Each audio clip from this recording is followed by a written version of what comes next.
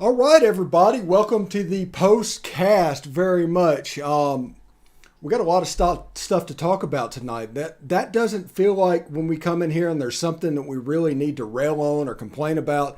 We can talk about things that Ole Miss can do better, but that almost just kind of felt like Ole Miss lost a football game.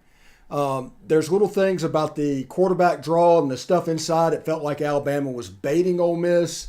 I think Ole Miss needed to do a little more in the drop passing game. Quinshon Judkins at the end of the game could have been used more effectively, but he was not. And like I said, it doesn't necessarily feel like that. It's normally when you play these games, Ole Miss is kind of punching up at Alabama.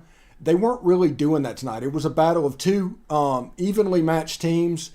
I do think Jacob Holloway has a thing where he says we outcoached ourselves in the last drive once we got to the goal line. Yeah, they kind of tried to play four-dimensional chess, but it was pretty good. Quinshon Judkins, another game over 100 yards, another game 2 touchdowns.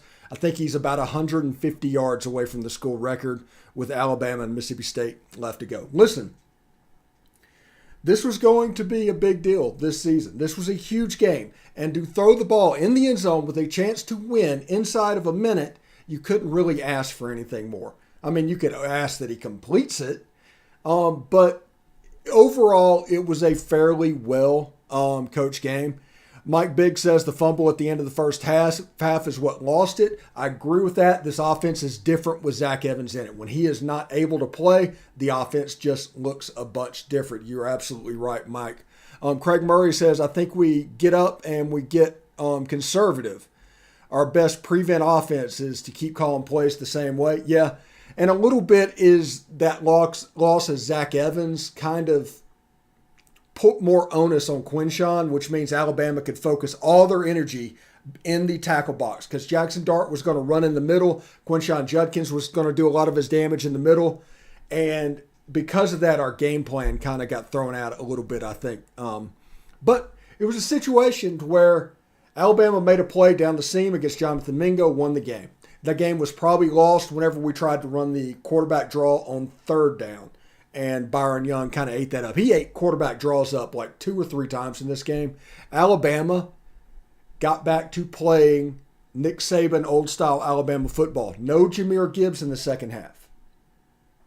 It was Jace McClellan. It was kind of murder ball, and Alabama was more effective. When our linemen have a true pass rush, or pass block, they're lost. Yeah, Jacob, the thing you need to understand about that is on most every play that Ole Miss runs, they're run blocking. So whenever they have to truly pass set, like shuffle back and all that stuff, it's not exactly as familiar of a thing. It's one of the downsides of having the offense that we run. It can look really, really good, but really similar to the way Nebraska was in 1992, 1993. If the other team gets up on Ole Miss, it can be a little bit of a problem because playing catch up and things like that can't really do that. I've got a link out to John Avery. I don't know if he's going to join the podcast or whatever he's going to do, but if he does, just be patient with that. That's the reason we're kind of doing this now. Craig Murray says, Jacob Holloway, I don't see how they determine how to pass block with all the RPO stuff now. They don't, Craig, honestly. They run block on plays, and since it's side-to-side zone blocking, they can kind of do that and get away with the pass set. So whenever they shuffle, it's a little bit of a tough situation. So let's look at the stats. Jackson Dart was 18 to 31, 212, had a touchdown. He was sacked 3 times. Most of those were on those quarterback draw type situations towards the end. But he played. I'm through worrying about Jackson Dart in big games. Everybody told us all year, it's like, well, wait until we play an SEC team. Wait until an SEC team is in the cards. But Jackson Dart does not look out of place. He played a plenty good game against one of the most talented rosters in the country. Because you can say with whatever you say about their record and how they play, that team has the most talent on the roster that Ole Miss is going to see this year. The only team that can compete with them is Georgia. Dean Austin says, Coach lost this game. It's just that simple, and I'm really upset that we had this game and we gave it away. And that being said, yeah, it's one of those things. He kind of got into his head a little bit at the end. But a pass into the end zone with under a minute to go to win the game. In 2014, Bo Wallace made that pass. So, okay, Glenn, that's a little bit crazy. Glenn says if he was Judkins, he'd hit the transfer portal and he shouldn't waste another year at Ole Miss. That's retarded. I know you're upset, but that's ridiculous. Jacob Holloway says we got to be better at punting the ball. Yes. I asked on Twitter today, is the wind blowing in Oxford? Because we were really struggling punting the ball. This game, it can be argued, was lost on the hidden yardage that we was not able to get in the punting game. Whenever we were taking over between 30 and 15-yard line, they were taking over between their 40 and our 45-yard line. And that's kind of unacceptable whenever the defending Heisman Trophy is on the other sidelines. I was not impressed with the punting game. I wasn't impressed with, honestly, our play calling in the series before the last series, whenever they were relying too much on the toss sweep, and Alabama had obviously figured it out, and it was like 2 possessions before that, it was starting off at 2nd and 15, or 2nd and 12, and you were automatically behind the chains, and at that point they had you. They could turn Will Anderson loose, they could turn Dallas Turner loose, which, by the way, Dallas Turner's sorry for what he did tonight. He knows what he did tonight. They won the game. Good for it. That doesn't excuse what he did. That face mask penalty against Jackson Dart, if you get thrown out of the game for accidentally hitting helmet to helmet on a person, you should be thrown out of the game for that. That was egregious. And then 3 minutes later in the game, he's pushing Jackson Dart's helmet into the ground. That's a mistake. That's not an excuse for anything like that. So the officiating was awful. I mentioned this early in the game. It was awful on both sides, though. But as the game went on, they missed a horse collar, missed a face mask, missed some hands to the face, missed some holdings, some genuine general stuff that happens in an Alabama game kind of happened in the second half of that game. They learned how to call holding. They just called it on Ole Miss in the second half. But the reason that like Thomas says, the refs were bad, and the reason that we're developing into a good team is it didn't hurt like it should. All of this happened in the first half, and it didn't really affect Ole Miss. I think the biggest things that affected Ole Miss in this game, if you want to look at nitpicking stuff that we could take, and Zach Evans being knocked out of the game on a potential targeting that he fumbled the ball and Alabama got it and ended up scoring a touchdown. Much like 2014, there was a similar situation like that. Our punting was atrocious. I mean, there's no getting around that. It looked like we were always punting into a wind. I don't know if it was that breezy. I don't know. And the play calling got a little stale in the fourth quarter. We started doing a little playing not to lose.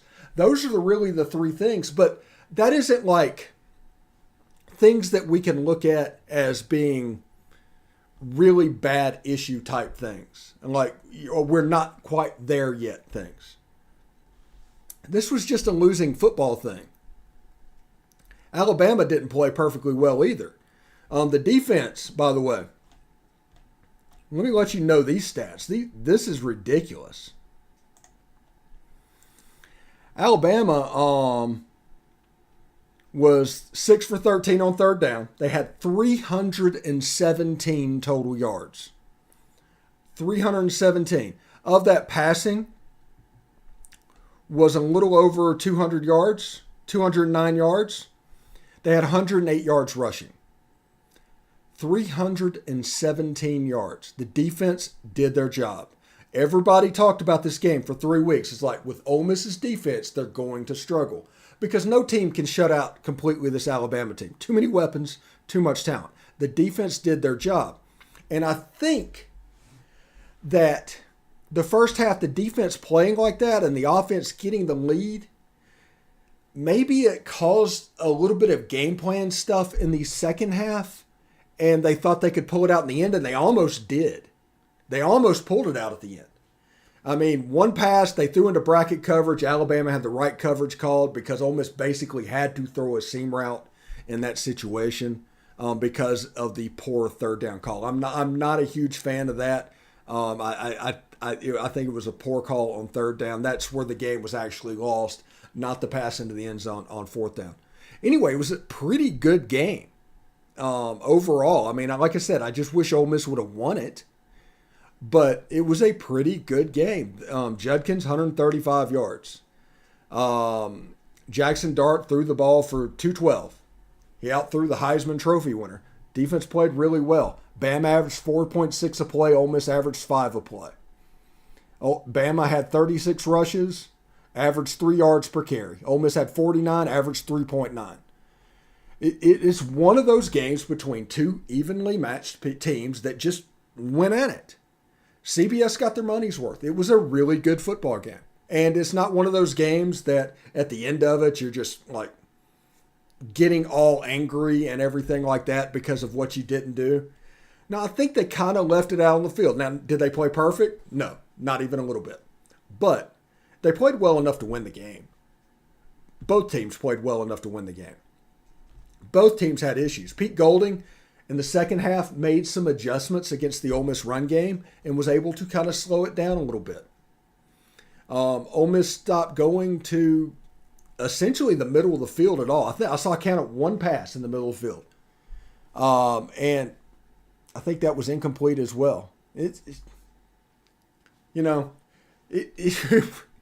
really was. It was a stalemate in this game, honestly. Anyway, before we go any further, I do want to let you know about Underdog Fantasy. Underdog Fantasy is your place to spice up college football. Go to the website today and pick 2 to 5 players and decide whether or not they will go higher or lower than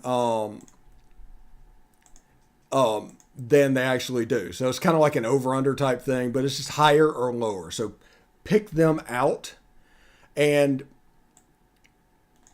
pick those players. You can bet up to 5 players. The number of multipliers go up from that. So, but like if you thought Jaden Daniels was going to go higher than 271, which he didn't, by the way, you could have said that he was going to go lower, and that's how it would go.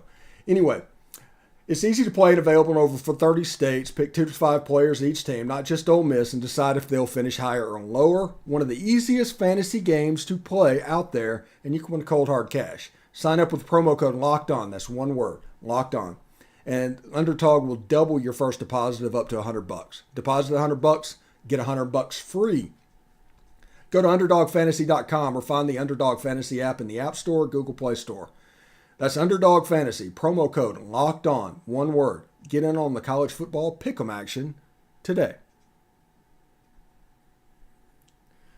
All right, thanks again for making the Locked On Ole Miss podcast your first listen every day. We are free and available wherever you get your podcast, including YouTube. Do us a favor, subscribe to the YouTube channel, hit the bell for notifications, and participate in the conversation down in the comments and also the chat and up of the video.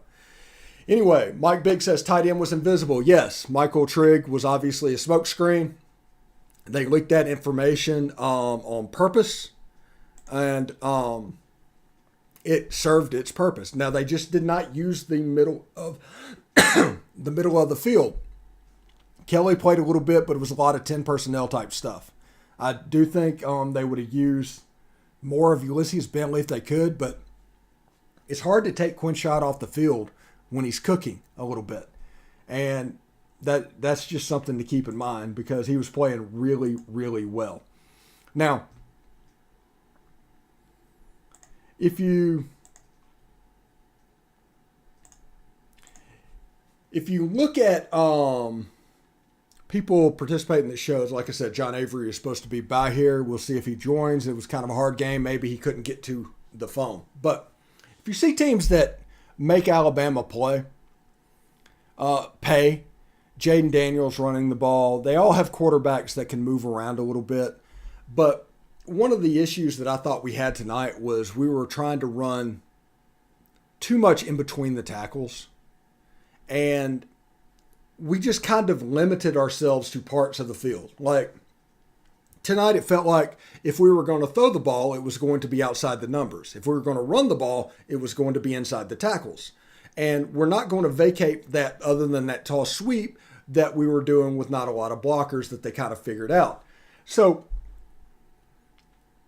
that, I think, needs to evolve over the last two games. Now, I'm going to talk in the third segment about the Arkansas Razorbacks, who lost a 13-10 game and honestly didn't look particularly good doing it, to where I kind of change what my feelings are. If Ole Miss plays like they did against Alabama, against Arkansas, Ole Miss is going to win that game.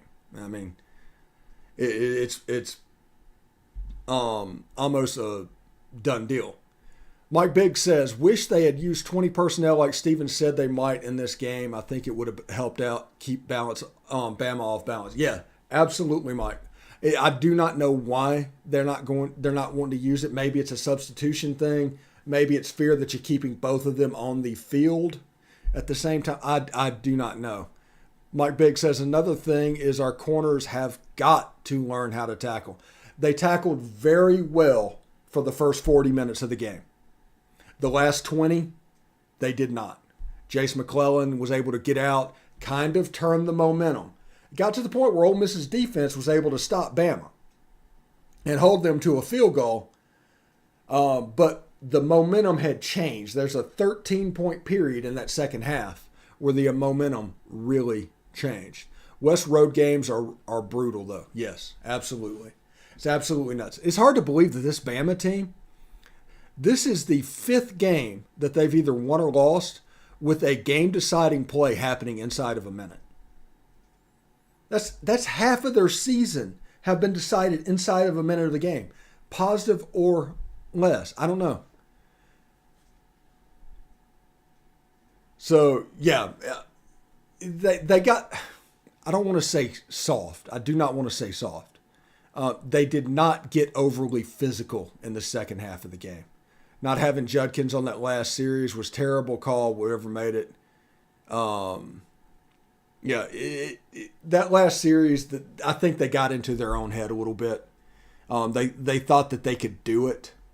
Fun fact, I handled that better than my wife did. I was sitting here watching the game, and then all of a sudden I heard her just screaming at the TV and throwing stuff, and I was like, easy back, But she's monitoring the chat right now, but she was doing her part as a good rebel as well.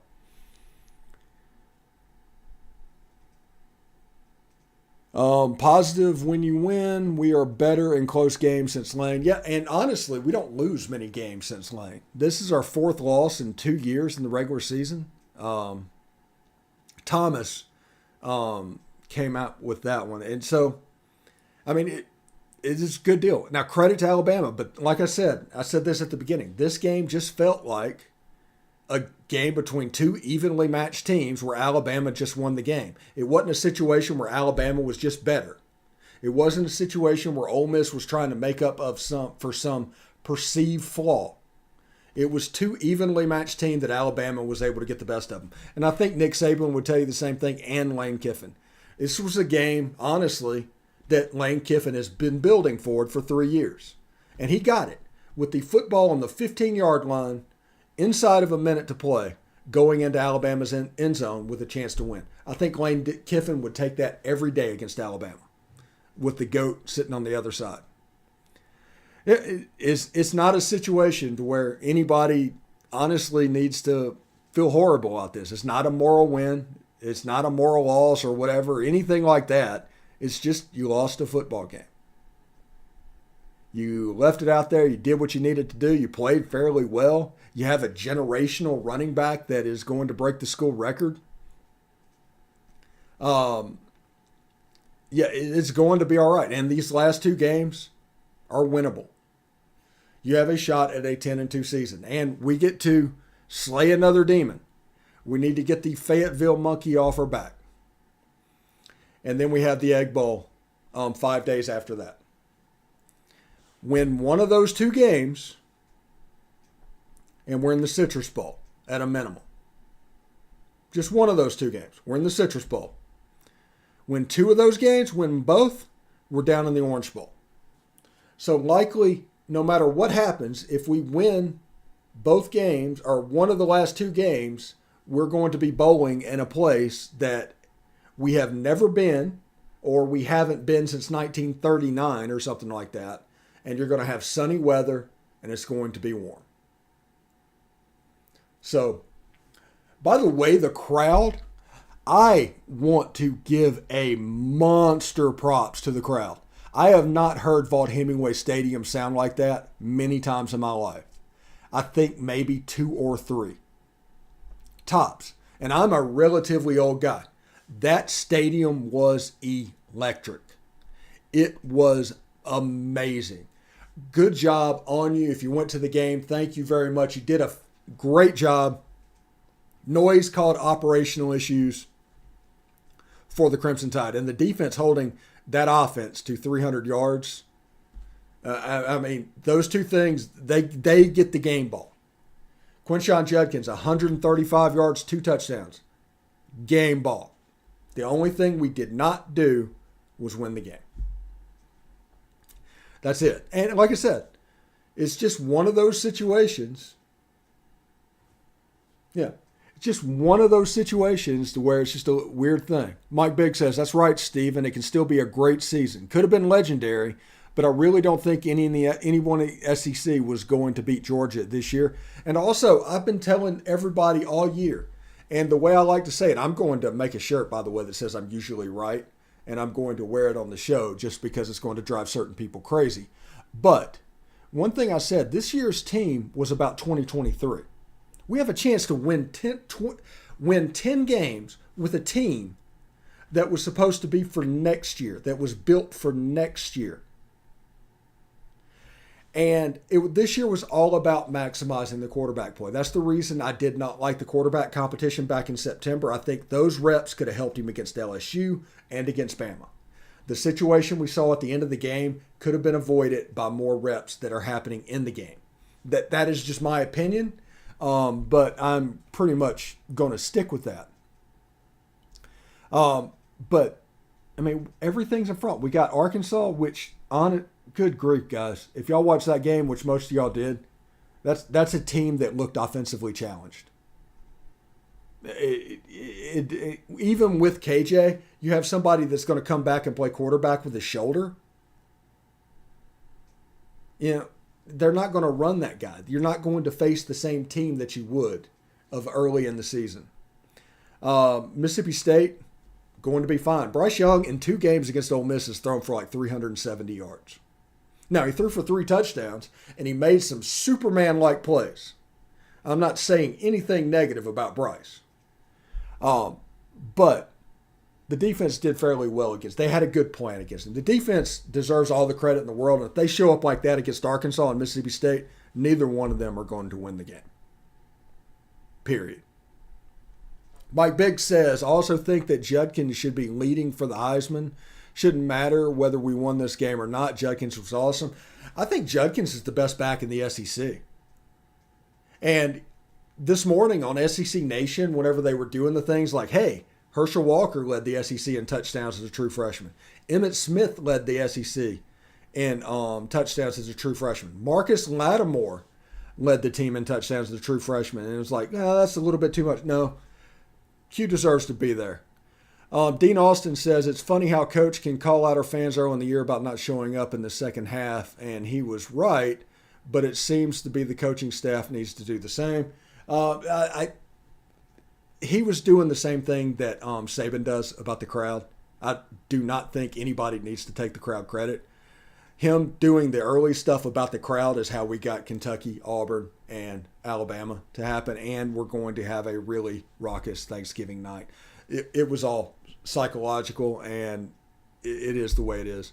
Willis said, hey, excellent name, by the way. Judkins should get Rookie of the Year, hands down. Yeah, he should be the National Freshman of the Year in college football. Really, really good player. Really good player. So, we're going to take another break in just a second, and when we come back, we're going to turn the page because you know how I am. In a game like this is a really hard-fought game, really good game.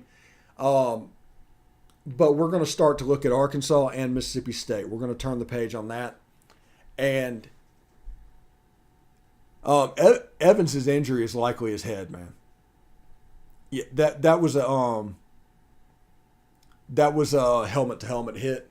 It might not have been a situation where they thought it was protected or anything like that. It was helmet-to-helmet. How many yards did Judkins finish with, Mike said? About 135 yards. 2 touchdowns. He should be up to about 150 yards and is leading the SEC in rushing right now. We match up better in the past, Ronald Smithart says, but not even. Lane is doing a good job acquiring talent. Down is going to be a developmental project. He's not instant coffee. He's also a sophomore that this is his first full season. This year was all about maximizing the quarterback, and our roster has gotten immensely more talented than it was in the past. I don't think anybody can argue that as well. So, apparently, John is not going to come in today. That's not good. But anyway, I do want to let you know tonight's postcast is brought to you by SimpliSafe. If you thought about securing your home with home security, but you've been putting it off, I want you to listen up. Right now, Locked On Ole Miss listeners can order the #1 rated SimpliSafe home security system for 50% off. This is their biggest offer of the year, and you won't want to miss it. Here's why I love it. Now, in 2019, I had major brain surgery, like over 20 hours in a single surgery. Okay? So I had a lot of oxygen hit the brain, if you know what I mean. Well, after the surgery, I've been forgetful as all get out. It just happens. I just have to deal with it. So about once a month, it seems like, I'll walk in, forget the security system is on. It'll go off. I'll get a phone call from SimpliSafe, and they'll say, hey, Mr. Willis, your alarm's going off. I'll give them the password, tell them I'm sorry. And they do that every single time. Now, if they will do that for the worst customer known to man, they will do it for you. They will help your house be more safe. They will do what they have to do to give you that comfort level that only a SimpliSafe security system can provide. SimpliSafe was named the best home security system of 2022 by the U.S. News and World Report. It's the 3rd year in a row. And in an emergency, 24/7 professional monitoring agencies use Fast Protect technology exclusively from SimpliSafe to capture critical evidence and verify a threat is real, so you can get priority police response. Don't miss your chance to save big on the only security system I recommend. Get 50% off all new SimpliSafe systems at simplisafe.com/lockedoncollege. This is their biggest discount of the year, so don't wait. That's simplisafe.com/lockedoncollege. There's no safe like SimpliSafe. Also, thank you for making the Locked On Ole Miss podcast your first listen every day. We're free and available wherever you get your podcast, including YouTube. So subscribe to the YouTube channel, hit the bell for notifications, and participate in the conversation by commenting down below. And, of course, upvoting the video itself. Well, I would appreciate it. So, we've talked about this game.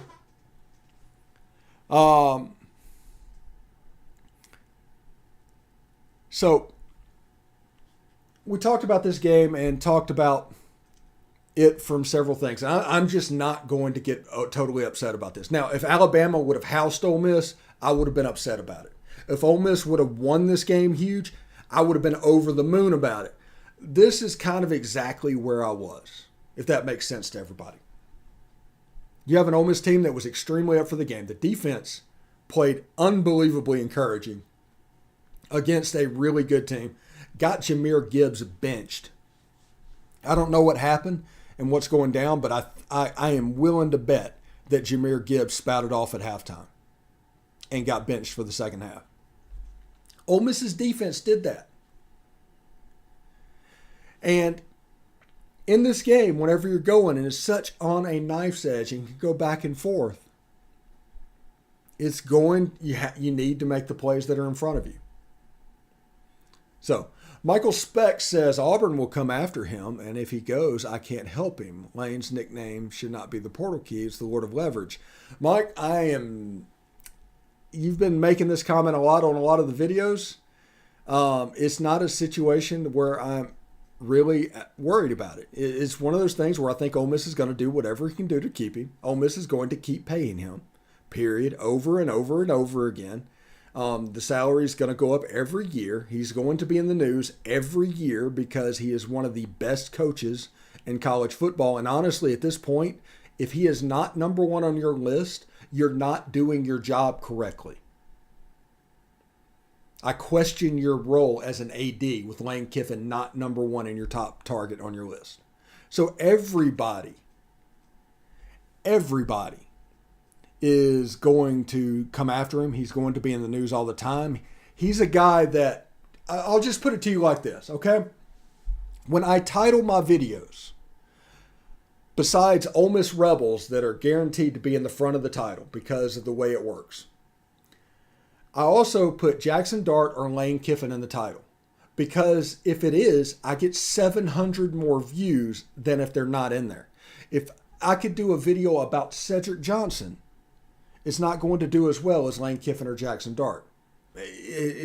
So the national media is going to include Lane Kiffin, even if he's not a real candidate for the job, for that reason.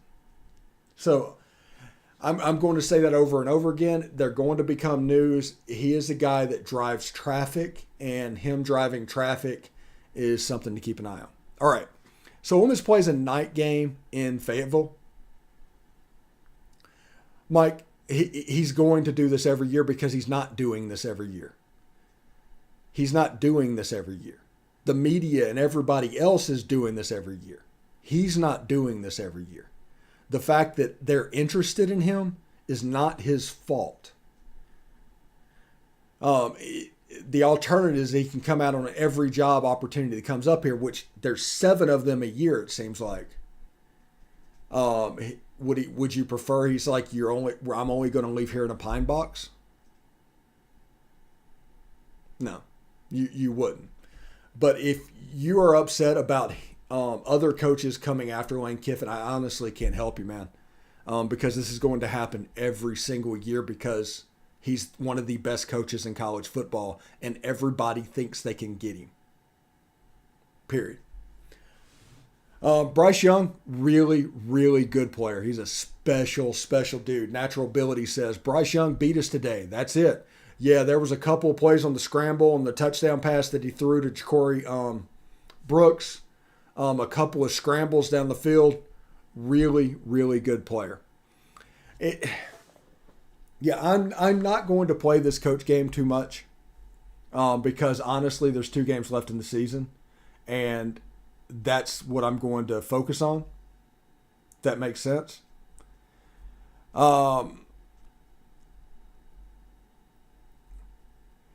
Zach Tyler says, do you think we would have had a better chance to win the game if we ran on 3rd down near the end? Anything but a quarterback draw, yes, I would agree with. I think that quarterback draw, I think Alabama was baiting Jackson Dart to try and run up the middle. They were disengaged and make the tackle. I mean, over and over again that happened in the 4th quarter. So I think they saw something, figured something out, and just baited him to run through that hole. Jackson Dart, if he could have escaped outside, maybe it would have been a different story a little bit. Good game by Jackson Dart. He did not play a bad game. 18 to 31, 212 yards and a touchdown. The real issue was, to me, Zach Evans getting injured. His head injury that happened. Whenever Mr. Outside gets taken out of our offense, it becomes a different animal. I know I keep bringing it up, but Arkansas's defensive line looked great today. I want to see what we can do to keep Dart protected. Willis asked that. Yeah, they looked pretty good, but also remember LSU was not exactly where they need to be. But Arkansas has been able to rush the passer. The trick to beating Arkansas is pounding the ball, running the football. Do not have operational penalties that set yourself behind the chains. Run the ball. This is one of those games like Texas A&M to where you can look up and Ole Miss has 320 yards rushing and have just run Arkansas out of the building. Now, with KJ Jefferson being a little bit injured on his shoulder, they're probably not going to want to run him because they are going to be scared about what happened today. So that's an advantage Ole Miss as well. So they're going to try and hand it to Rocket Sanders. He ended up with 30 yards rushing. Quinshon Judkins, I think, is the leader in the SEC in rushing right now. So good for him. Bobby Allen says, I hated the loss, but great job. Yeah, absolutely. I'm kind of there with you, Bobby. It was one of those things to where afterwards it just felt like Ole Miss lost a football game. Natural Ability says we looked like we belonged. That is a hell of a lot more than I can say about our game last year. Yes, absolutely. This was a game, not necessarily where we can announce that we arrived, but it was a game that we were ready to compete for that arrival. Notice, we didn't quite do it, but it wasn't a situation to where we go in and expecting things like 2009 Georgia or Tennessee and Georgia this year. When you go there expecting to have arrived and you just completely fall flat.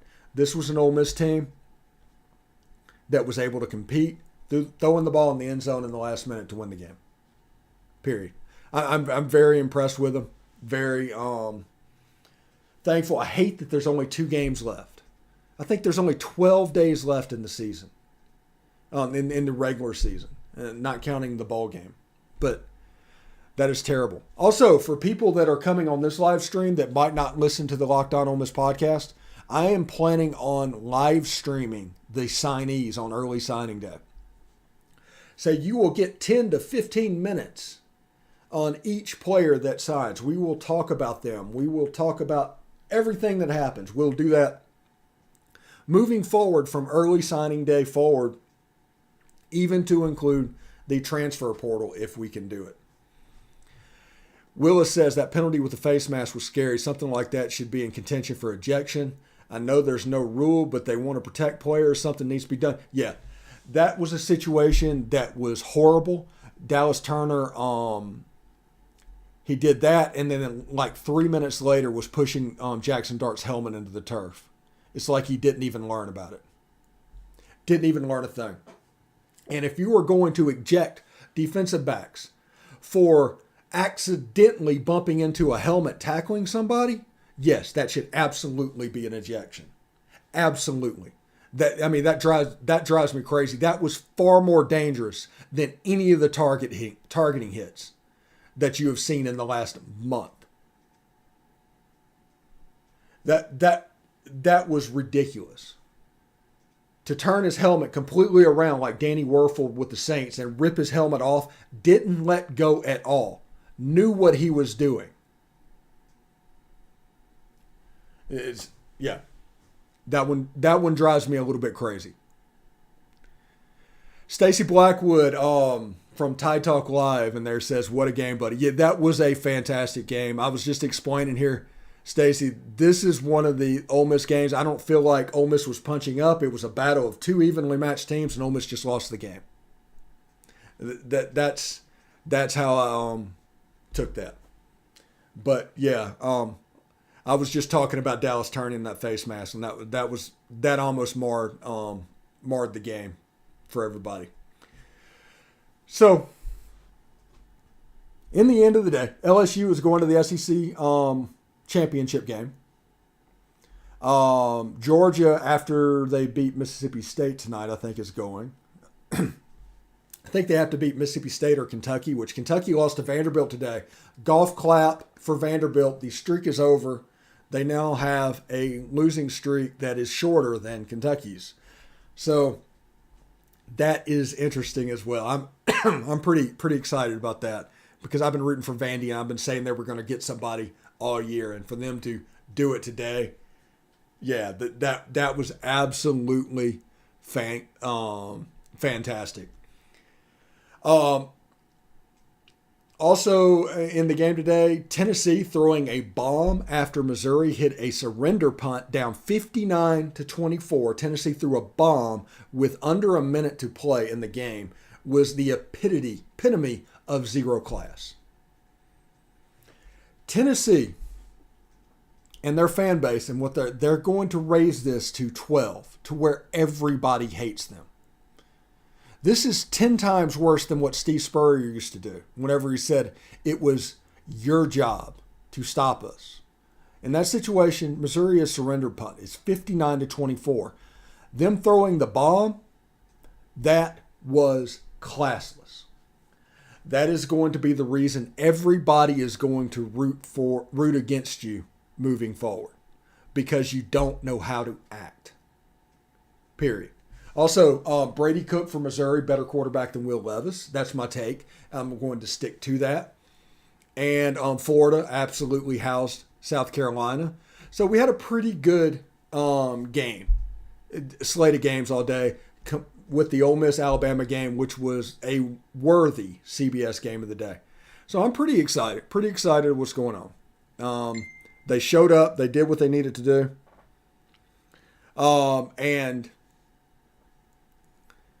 And it's going to be interesting with them moving forward, honestly. So I'm going to get out of here and keep this relatively short. Tune in Monday for my 3 takeaways from this game and to look ahead for Arkansas. We're also going to start incorporating basketball with some basketball postcast as well. And we're going to get ready for the end of the football regular season, transition to basketball, and then on over into baseball as well. Before we get out of here, Natural Ability says, I can't imagine Kiffin was not in control of the Final Four play calls. He had his legacy in his hands. He wanted that one. I think he wanted that one too much. Too much. Now, we got 2 big games left. We win both of those games. We're in the Orange Bowl for the first time since the 30s, and we get that game against Clemson, and we deserve to have that game against Clemson. Because I've been saying, and I have been writing checks for 3 weeks about how Clemson is a fraud. I want Clemson. I want Ole Miss to play Clemson in the Orange Bowl because I do think Clemson is a fraud. Them ranked ahead of us in 10th in this playoff rankings was just terrible. Just terrible. So, anyway, thank you very much for tuning in today. Whenever you tune in tomorrow or tune in Monday, we'll do our 3 takeaways and then we'll move on to the Arkansas Razorbacks. So thank you very much for coming in here. Anything I can do on Twitter, hit me up. Communicate however you can. I'm trying to be pretty open about that. But I hope everybody had a good time tonight because tonight was actually kind of a fun game. It was a stressful game, but it was kind of a fun game. So I hope everybody had a lot of fun. And get ready for Arkansas. Beat the Hogs. Take care.